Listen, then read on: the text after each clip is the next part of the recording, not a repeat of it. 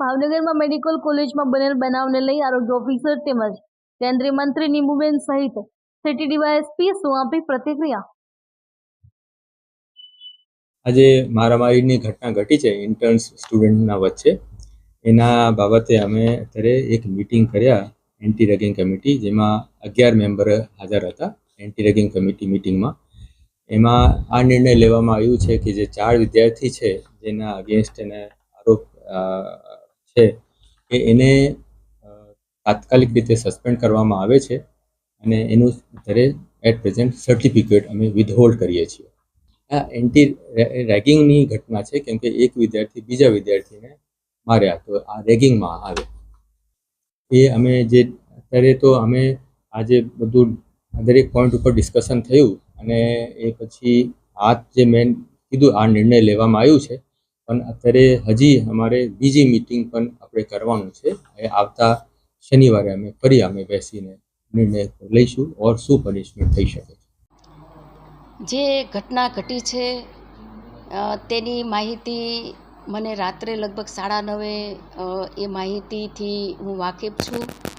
સવારે ડીનને પણ મેં રૂબરૂ બોલાવી અને યોગ્ય તપાસ કરે અને યોગ્ય કાર્યવાહી કરે એ પ્રકારે મેં એમને આદેશ આપ્યા છે.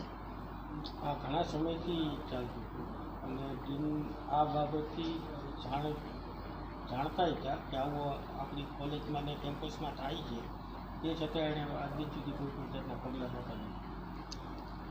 ડીનને રૂબરૂ બોલાવી ઘટના વિશે પૂરું માહિતી મેળવી છે અને ભવિષ્યમાં પણ આવી ઘટનાઓ ઉપર આવું ન બને એના માટે સજાગ રહીને કામ કરવાનું પણ કહ્યું છે.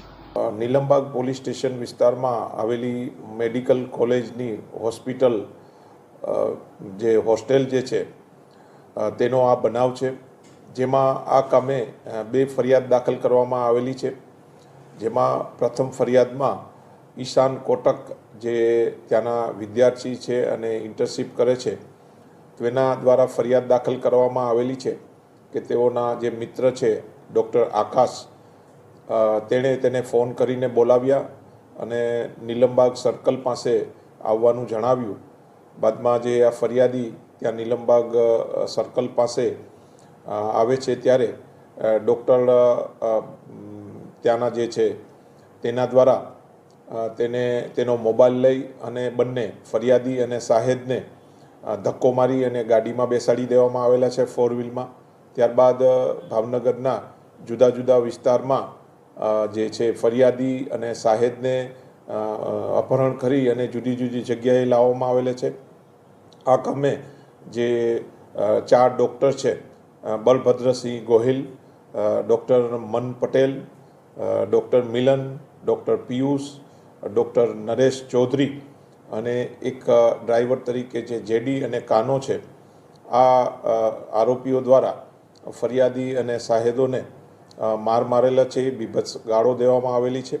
અને આ જે કરવાનું જે મુખ્ય કારણ છે કે થોડા સમય પહેલાં જે પદવીદાન સમારંભ હતો તેમાં અને કોલેજના જુદા જુદા ફંક્શનમાં આ જે ફરિયાદી અને શાહેદ જે નિર્ણય લેતા તેનાથી જે આરોપીઓ નાખુશ હતા અને આ જે ફરિયાદી અને શાહેદ દ્વારા પોતાના ઇન્સ્ટાગ્રામ ઉપર એક કોન્વોકેશન સ્પીક્સ કરીને એક પેજ બનાવવામાં આવેલું, જેના ઉપર જુદા જુદા વિદ્યાર્થીઓ દ્વારા જુદી કોમેન્ટ કરવામાં આવેલી, જેનાથી આરોપીઓ નાખુશ થયેલા, જેથી એકસમ થઈ અને ફરિયાદી અને શાહેદોને માર મારેલ છે.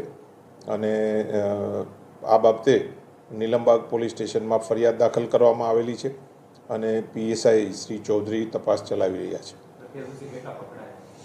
આ કામે જે 2 ફરિયાદ દાખલ થયેલી છે, જેમાં ટોટલ ફર્સ્ટ ફરિયાદમાં જે છે 6 આરોપીઓ છે, જેમાં 4 ડૉક્ટર છે અને કાનો અને જેડી એ બીજા માણસ છે, પ્રાઇવેટ માણસ છે. જ્યારે બીજી જે ફરિયાદ દાખલ થઈ છે જેમાં ફરિયાદી અમન જોશી કરીને છે અને એમાં 4 ડૉક્ટર છે.